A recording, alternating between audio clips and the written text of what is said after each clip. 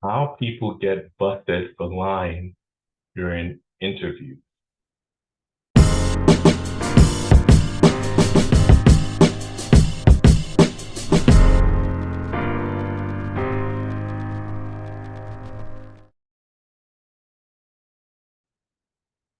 So doing an interview could be nerve-wracking, and sometimes you don't even remember things because you're still nervous. One way to uh, prevent that from happening is to prepare. A lot of times we see people who don't have experience um, going to interviews and they haven't done that preparation. First off, you should always have a story. You should always have the background um, of your story. Know what company you work for. Know um, who your supervisor was. Know the types of duties you were doing while you were at that company. Because a question sometimes they could ask you that will throw you off, and if you don't have anything prepared, you get busted. Is Can you tell me a day to day of your job duties? Like, just walk me through what you do starting from the morning.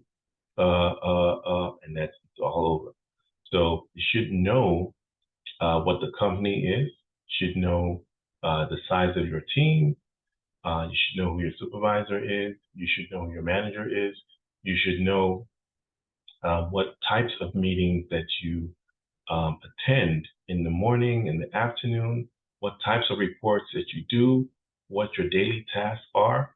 And if you can't answer those questions, you will be busted. So always have a profile, always try to remember these things. The other reason why people get busted in cybersecurity interviews is that they say they are doing or performing the role of someone else. So if they said on their resume they're ISSOs, or they said on their resume that they're security control assessor, they start mentioning things like, oh yeah, I categorized the system, I implemented the controls. Mm. The security control assessor does not categorize systems. The security control assessor does not implement security controls. They only assess. Okay. And so knowing your role will help you in that interview. And that's one of the reasons why people get busted for lying in their interview.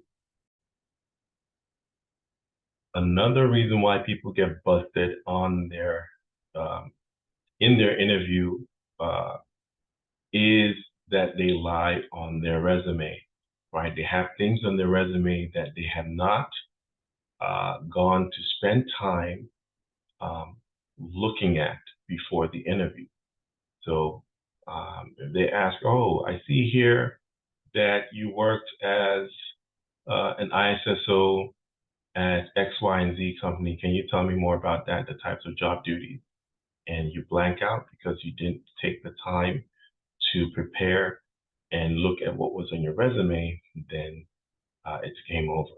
So always make sure that whatever you have on your resume, you're able to back it up, you're able to speak to it, because there was something on your resume that your potential employer saw and decided to call you for the interview. So make sure you know what's on your resume, even more than what the job description is. Know what's on your resume. Another reason why people get busted for lying in their cybersecurity interview is sounding scripted. Sounding scripted. So a lot of times I can't tell you how many times um, I interview people and they are giving me textbook answers. When I ask them for a question, it's like they read this word for word from the CAP textbook. So try to be natural, try to use things in your own words, and try not to sound scripted. Another reason why people get busted for lying during the interview is them actually reading something during the interview. Um, Employers can tell when you're reading something in the interview. So sometimes you have interviews that are Zoom interviews that don't require you to have your camera on. And sometimes you do have interviews that require you to have your camera on, but we could tell if you're reading something based on the way your eyes are moving. If your eyes are doing something like that, so I know you're reading something off your screen. Sometimes people have sticky notes on their screen, and we could tell. Or sometimes they might have things on the wall, and they're looking up. So step 2 of the RMF is, yeah, we could tell. So make sure you practice before your interview. Another reason why people get busted for lying is that they haven't done the research on that particular company. So an example would be if the interviewer asks you, "Oh, what types of clients do you work with? What industries did you work with? What agencies, what organizations did you work with?" "Oh, I work with FDA." "Oh, that's weird. We do have a contract with the FDA. I know the manager over there that leads the cybersecurity team. I'm going to ask him about you." Uh, uh, See, so most of the time when a company, a contractor has, uh, contract, they will list that on their website. So go to the company's website and look at the clients that they have, the different contracts they have, especially if it's a small company. They will list those companies. So if you are claiming that you work for one particular client, and that company has a contract with the client, they will easily find you out. So please pay attention to this. Also, in the job description, sometimes you could tell what client it is. Sometimes they may say something like DoD, blah, blah, blah, or DHS, blah, blah, blah. That could give you a hint into what the client is. So just make sure you're aware of that. And the number one reason why people get found out during their interviews is not knowing basic things. So I've seen people who said, "Well, I've worked in cybersecurity as an ISSO for 7 years."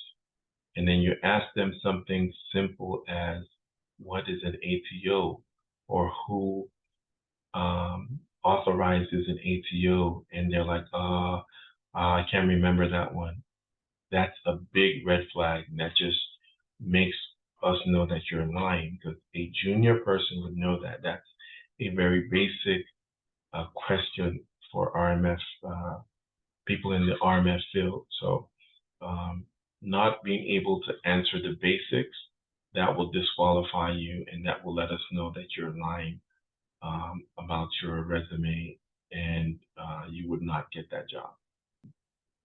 In closing, you need to definitely know what's on your resume. Try to be as honest as you can. Um, you know, Everyone exaggerates on their resume. So you have to kind of know what it is you put in your resume. If you found this content valuable, please like and subscribe to the channel. All right. Hey, if you're interested in any of my cybersecurity videos, here is one I would recommend for you. It's the Information System Security Officer Training. This course comes with tons of videos, a CAP, which is the Certified Authorization Professional Boot Camp, comes with quizzes, comes with a certificate of completion, resume template, ebook, monthly live Q&A sessions, the ability to ask questions as well and get a response back in 48 hours. Also has interview prep and job prep. So this is a power-packed course. For more information, visit www.cyberfirstacademy.com. Thanks. Don't forget to subscribe and like. We're also on IG at CyberFirst Solutions. Thank you.